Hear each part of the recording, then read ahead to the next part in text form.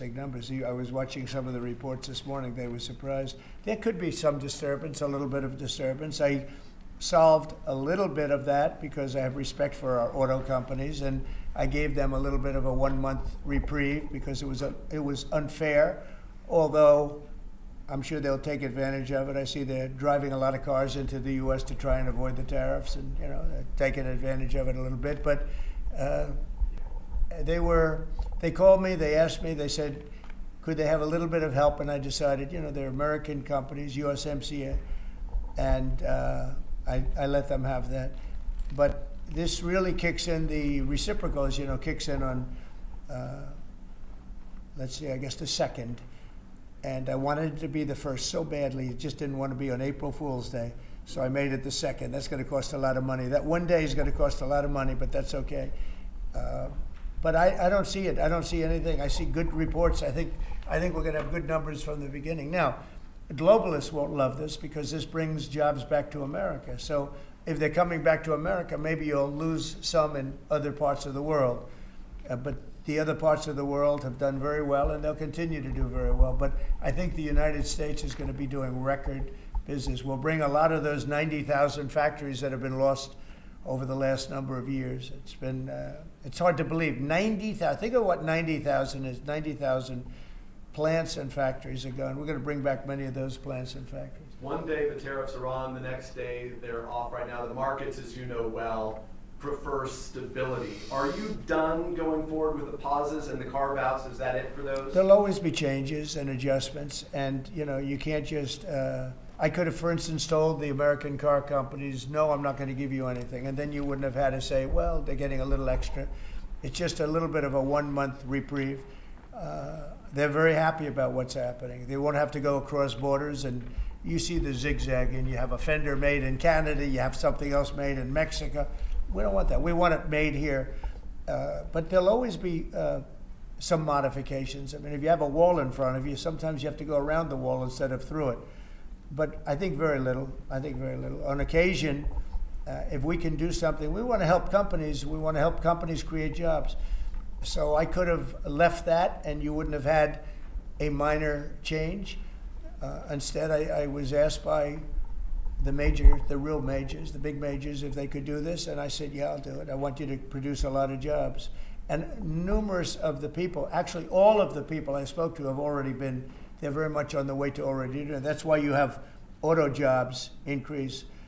And the man, I don't know him, Sean Fain, I don't know him, and I did great, as you know, with the auto workers, with the Teamsters, with unions. I did fantastically well, best numbers ever by a Republican. And I have a lot of respect for those people. But Sean Fain, who I don't know, but wasn't a supporter, although the auto workers were big supporters. I watched him last night, and he said, Donald Trump is absolutely right on tariffs. He said, what he's doing on tariffs is an incredible thing. And it's about time somebody had the guts to do it, because we're going to save auto manufacturing. And I said to people when I was campaigning, you're going to have so many auto jobs, you're not going to believe what's going to happen. We're going to load up Michigan. I won the state of Michigan, as you know. And part of the reason I won it was I got a lot of auto workers that voted for me, Detroit, etc. But I think people are going to be very surprised. Yes? Thank you, Mr. President. You mentioned in your remarks chips manufacturing, how a significant percentage is now in Taiwan. You also mentioned it in your address to Congress, and you called on Congress to overturn the CHIPS Act, which had bipartisan support in the last Congress. Why would you like to see this particular law overturned, Mr. President? Because it's hundreds of billions of dollars, and it's just a waste of money. Now, some people have already taken the money and used it. Actually, it's very hard to qualify because they go by race, they go by gender, they go by all sorts of things. Nobody's ever seen anything like it. You won't be able to find those people. So I don't even think anybody can qualify. They have so many different categories in order to qualify. You have to have so many of a certain race, a certain gender, a certain this, a certain, and I don't think they can qualify, but if they take the money, they better qualify because they'll be watching them. But it's a tremendous waste of money. I didn't give the greatest chip company in the world, one of the greatest companies, I didn't give them 10 cents. They came here because of tariffs, because they didn't want to pay the tariffs. And they also came here because they like the results of the election, because they know that I'm very pro-business. and pro-jobs. I mean, I'm pro-business, not for business sake. I'm pro-business because of jobs, because business is producing the jobs. Okay? You, Mr. Mr. President, President, President, on Russia, if I may, President Putin is bombing Ukraine. Yeah. Do you still believe him when he tells you that he wants peace? You know, I believe him. I believe him. I think we're doing very well with Russia. But right now they're bombing the hell out of Ukraine, and Ukraine. I'm finding it more difficult, frankly, to deal with Ukraine. And they don't have the cards. They don't have the cards. As you know, we're meeting in Saudi Arabia on sometime next week, early. And we're talking, would I find that in terms of getting a final settlement, it may be easier dealing with Russia, which is surprising because they have all the cards. I mean, they're bombing the hell out of them right now. And I put a statement in, a very strong statement. Can't do that. Can't do that. Mr. President? We're trying to help them.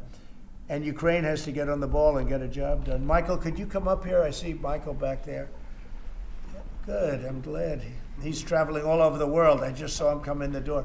Yeah, thank Could you give a little definition of what's going on, please? Sure. Well, the president has been crystal clear, and he's been clear to all sides. The fighting has to stop. Both sides need to get to the table. We had a good engagement. Both leaders have said only President Trump could do so, and only he has been able to do so. We had an initial engagement with the Russians.